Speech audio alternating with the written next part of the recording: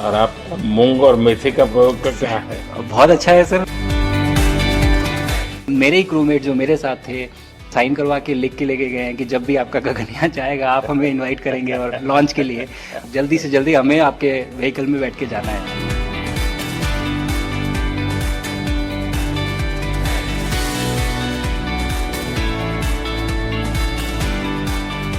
आप लोग जब इतनी बड़ी यात्रा करके वापस पहुंचते हैं, जी सर। काफी कुछ चेंज फील होता होगा। जस्ट मैं समझना चाहता हूँ वो किस प्रकार से अनुभव करते हैं आप लोग। सर जब ऊपर भी जाते हैं तो वहाँ का जो वातावरण है, एनवायरनमेंट है, वो अलग है, ग्रेविटी नहीं है। आप जाते हैं उसमें तो सीटिंग अरेंजमेंट वैसा ही रहता है जो वैसे ही रहता है सर। और पूरे 23-24 घंटे उसमें निकालना पड़ता है। हाँ सर, लेकिन एक बार जब आप अंतरिक्ष में पहुंच जाते हैं तो आप सीट खोल के अपना हार्नेस खोल के आप उसी कैप्सूल में आप मूव अराउंड आप जा सकते हैं, इधर उधर चीजें कर सकते हैं। इतनी जगह है उसमें? बहुत तो नहीं है सर, लेकिन थोड़ी बहुत है। मतलब आपका फाइटर जेट का कॉकपिट है उससे तो ज्यादा अच्छा है। उससे तो ज्यादा अच्छा है सर। बट पहुंचने के बाद सर काफी कुछ चेंजेस होते हैं, जैसे पूरा आपका हार्ट स्लो हो जाता है, तो वो कुछ बदलाव होते हैं और वो फिर लेकिन 4-5 दिन में बॉडी आपकी यूज टू हो जाती है, वहां आप नॉर्मल हो जाते हैं। और फिर जब वापस आते हैं तो फिर वही दोबारा से वही सारे चेंजेस आप मतलब चल नहीं सकते वापस आते हैं, तो चाहे आप कितने भी स्वस्थ हो। मुझे बुरा नहीं लग रहा था, मैं ठीक था, लेकिन फिर भी जब पहला कदम रखा तो मैं मतलब गिर रहा था तो लोगों ने पकड़ रखा था मुझे। फिर दूसरा तीसरा, हालांकि मालूम है कि चलना है, लेकिन वो ब्रेन जो है वो उसको टाइम लगता है सर वापस समझने में कि अच्छा अब ये नया एनवायरनमेंट है, नया वातावरण है। यानी सिर्फ बॉडी का ट्रेनिंग नहीं है, माइंड का ट्रेनिंग ज्यादा है। माइंड का ट्रेनिंग है सर। बॉडी में ताकत है, मांसपेशियों में ताकत है, लेकिन वो ब्रेन की रीवायरिंग होनी है, उसको दोबारा से ये समझना है कि ये नया एनवायरनमेंट है। अब इसमें आपको चलने के लिए इतनी ताकत लगेगी या इतना एफर्ट लगेगा, वो वापस से समझते हैं सर। सबसे ज्यादा समय से वहां कौन था, कितने समय का?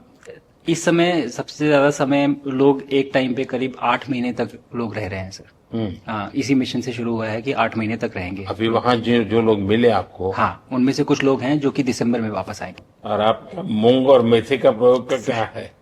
बहुत अच्छा है सर। मैं इस बात से बहुत सरप्राइज था कि लोगों को इसके बारे में पता नहीं था, इन चीजों के बारे में। फूड बहुत बड़ा चैलेंज है सर एक स्पेस स्टेशन पे। जगह कम है, कार्गो महंगा है, आप कम से कम जगह में ज्यादा से ज्यादा कैलोरी और न्यूट्रिशन आपको पैक करने की हमेशा कोशिश रहती है, और हर तरह से प्रयोग चल रहे हैं सर।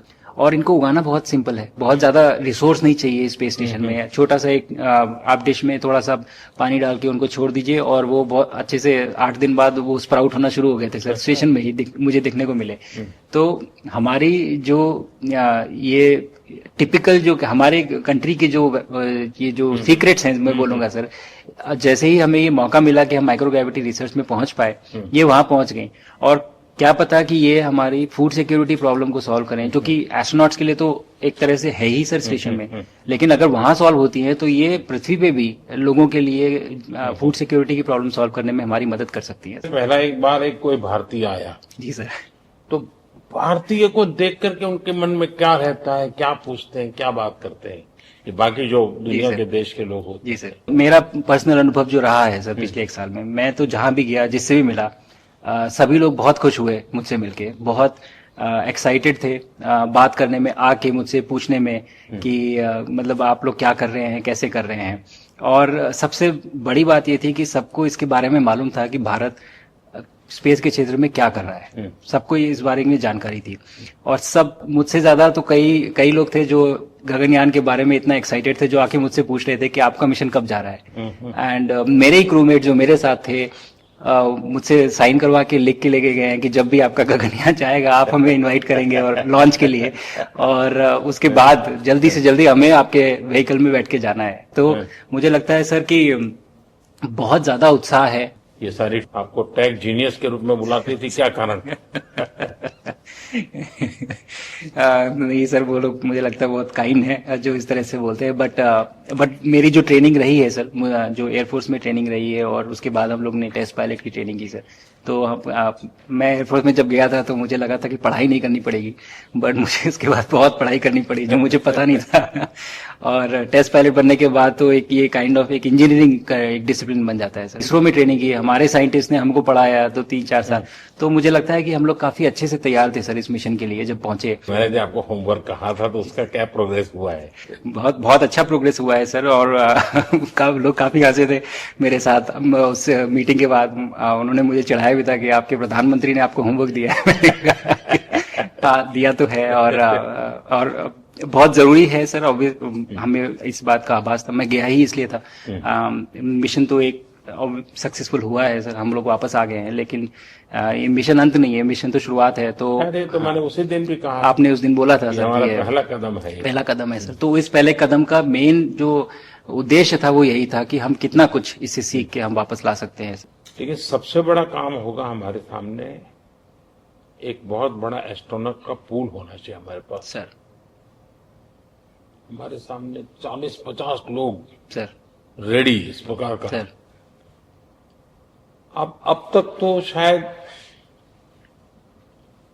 बहुत कम बच्चों के मन में होता होगा, हाँ यार ये कुछ अच्छा है सर। लेकिन अब आपके आने के बाद शायद वो विश्वास भी बहुत बढ़ेगा, आकर्षण भी बढ़ेगा। सर जब मैं छोटा था, राकेश शर्मा सर पहली बार गए थे 1984 में, पर एस्ट्रोनॉट बनने का सपना कभी मेरे मन में नहीं आया, क्योंकि हमारे पास कोई प्रोग्राम नहीं था, कुछ भी नहीं था सर। बट मैं जब इस बार गया सर स्टेशन में, तो 3 बार मैंने बच्चों से बात की। एक बार लाइव इवेंट था सर, और 2 बार रेडियो के थ्रू उनसे बात हुई। और तीनों इवेंट में सर एक बच्चा था हर इवेंट में जिसने पूछा कि सर मैं कैसे एस्ट्रोनॉट बन सकता हूँ। तो मुझे लगता है कि ये अपने आप में हमारे देश के लिए बहुत बड़ी सफलता है सर, कि आज के भारत में वो उसको सपने देखने की जरूरत नहीं है, उसको मालूम है कि ये पॉसिबल है, हमारे पास ऑप्शन है और हम बन सकते हैं। और आपने जैसा कहा सर कि ये जिम्मेदारी है मेरी, मुझे लगता है मुझे बहुत मौका मिला कि मैं अपने देश का रिप्रेजेंट कर पाया हूँ, और अब ये मेरी जिम्मेदारी है कि अब मैं ज़्यादा से ज़्यादा लोगों को यहाँ तक पहुँचाऊँ।